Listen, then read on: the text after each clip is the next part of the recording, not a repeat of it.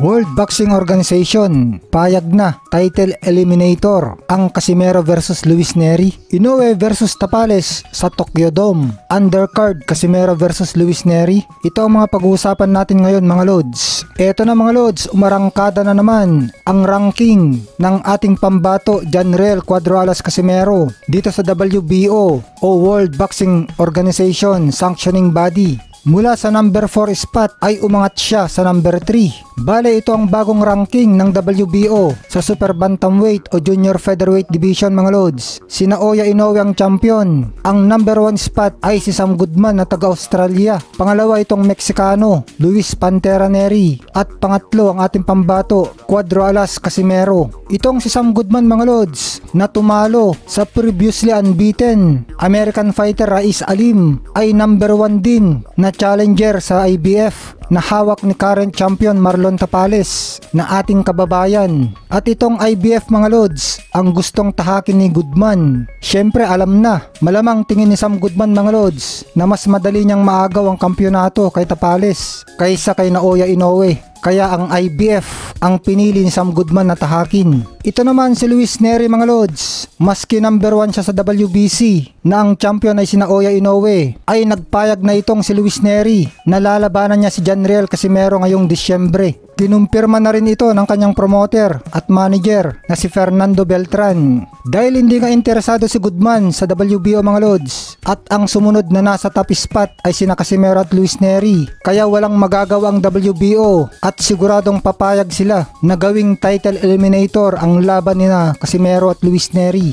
At syempre mga lods, parang nakataya na din ang pagiging WBC mandatory challenger ni Luis Nery sa laban nila ni Casimero. Malaki mag-offer mga lods ang promoter ni Casimero, kaya tiba-tiba itong si Luis Nery. Balita dati mga lods na umabot pa sa $500,000 ang inoffer dati ng promoter ni Casimero kay Raiz Alim. At itong si Luis Nery mga lods ay kumikita lang na $100,000 dito sa mga huling laban niya. Kaya parang times 5 ang makukuha niyang pera kapag si Casimero ang labanan niya. Kaya okay na lang din mga lods na kahit matalo si Luis Nery kay Casimero ay malaki naman ang iuwi niyang premyo. Samantala mga lods, balitang pinagplaplanuhan na ng mga Japanese promoters na sa December 12 gaganapin ang undisputed na laban ni Naoya Inoue at Marlon Tapales at sa Tokyo Dome ang plano nila na venue. Plano din ng mga Japanese promoters mga lods na ilagay sa undercard nila sina Janriel Casimero at Luis Nery. Kaya kung ito nga ang plano mga lods, syempre kailangan tanggalin na ang pagkaban ni Luis Nery sa Japan para makalaban ito. Siguradong mega blockbuster ang event na ito pag nagkataon. Syempre mga lods, bukod kay Naoya Inoue na mukha ng boxing ngayon sa Japan, ay itong sina Luis Nery at Casimero